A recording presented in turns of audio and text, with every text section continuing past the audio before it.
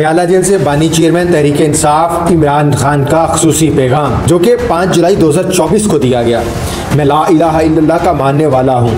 हकीकी आज़ादी की जंग किसी सूरत पीछे नहीं हटूंगा। 1 साल होने वाला है, मुझे चक्की में ठहराया गया है। सख्त गर्मी के बावजूद मैं शिकायत नहीं करूंगा। मैं वक्त के यजीद की कभी भी गुलामी नहीं करूंगा। जेल में मरने के लिए तैयार, जब तक जिंदा हूं मैं ये जंग लड़ता रहूंगा। आइन के आर्टिकल 25 के तहत केसेस की समाअत के दौरान पसंद नापसंद नहीं होनी चाहिए।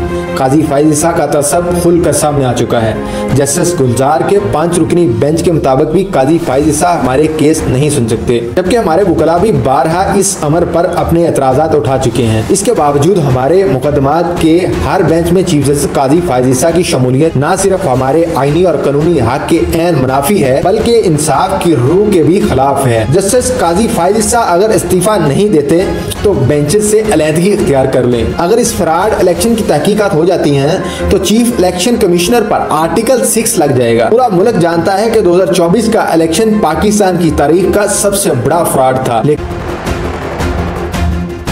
चीफ जस्टिस काजी फाइज ईसा इलेक्शन कमीशन की तारीफ कर रहे हैं। जिस इलेक्शन कमीशन ने मुल्क का सबसे फ्रॉड इलेक्शन कराया, हमें इंसाफ के लिए उसके पास भेजा जा रहा है। मैं एक नए गैर जानबदार इलेक्शन कमीशन के नीचे फिर से इंतखाबात के इनकाद का मुतालबा करता हूँ। मुल्क में इस वक्त जंगल के बादशाह का तसल्लुत है। हर अदारे में मुदाखलत ने मुल्क का निज़ाम दरहम बरहम कर रखा है। पहले पाकिस्तान में हाइब्रिड निज़ाम था, अब आमरीत नाफज है। ये लोग तसब और इंतकाम की आग में पागल हो चुके हैं। पूरे पाकिस्तान की तरह अडयाला जेल पर भी इनके हरकारों का कब्जा है। सुप्रीडेंट जेल एजेंसीज की नौकरी कर रहा है। मुल्क में दहशतगर्दी अरूज पर है, जबकि इनके कर्नल और मेजर यहाँ जेल में बैठे हुए हैं। कल जेल में बैठे कर्नल की अमा पर सुप्रीडेंट जेल ने 3 घंटे इंतजार के बावजूद मेरी टीम को मुझसे मुलाकात की इजाज़त नहीं दी। अगर मुलाकात होती तो मैं इनके इख्तलाफात ख़त्म करवा देता। ये समझते हैं कि इस तरह की छोटी हरकतों से मेरी पार्टी कमज़ोर हो जाएगी। जिस पार्टी को अवाम की हमायत हासिल हो, इसे कोई जाबराना हथकंडों से कमज़ोर नहीं कर सकता। भूख हड़ताल के हवाले से मशावरत कर रहा हूं। अगर एस्टेब्लिशमेंट अडयाला जेल के मामलात और मेरे केसेस से किनारा कशी इख्तियार नहीं करती तो भूख हड़ताल करूंगा। पार्टी रहनुमाओं को मेरी हिदायत है कि अपने इख्तलाफात आवाम में लेकर ना जाएं। अगर आप इख्तलाफात आवाम में लेकर जाएंगे तो आप अपने असल मकसद से हट जाएंगे। मुज़ाकरात तब होते हैं जब किसी मसले का हल निकले। हम शहबाज शरीफ से मुज़ाकरात करेंगे तो जाली फार्म 47 के सहारे खड़ी इस हुकूमत ताश के पत्तों की तरह बिखर जाएगी। ताकतवर तबका चाहता था कि मैं गारंटी दूं कि इक़्तिदार में आकर इन पर हाथ न डालूंगा। आसम मनीर ने नून लीग और पीपल पार्टी का जनाजा निकाल दिया है। बजट के बाद इनकी सियासत खत्म हो गई है। इनके साथ वो हो गया जो दुश्मन के साथ भी नहीं होना चाहिए।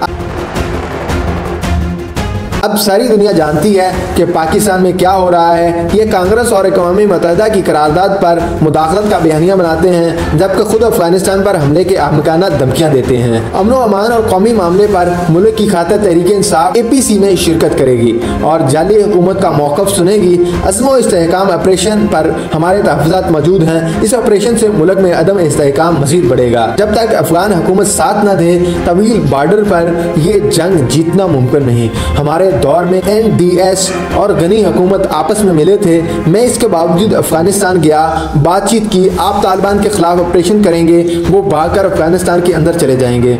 जब तक आपको अफगानिस्तान से तामन नहीं मिलेगा, आप इस ऑपरेशन में कामयाब नहीं हो सकते।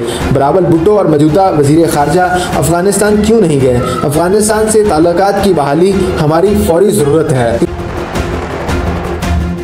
इमरान खान ने मजीद बात करते हुए कहा कि SIFC मुल्क ठीक नहीं कर सकती।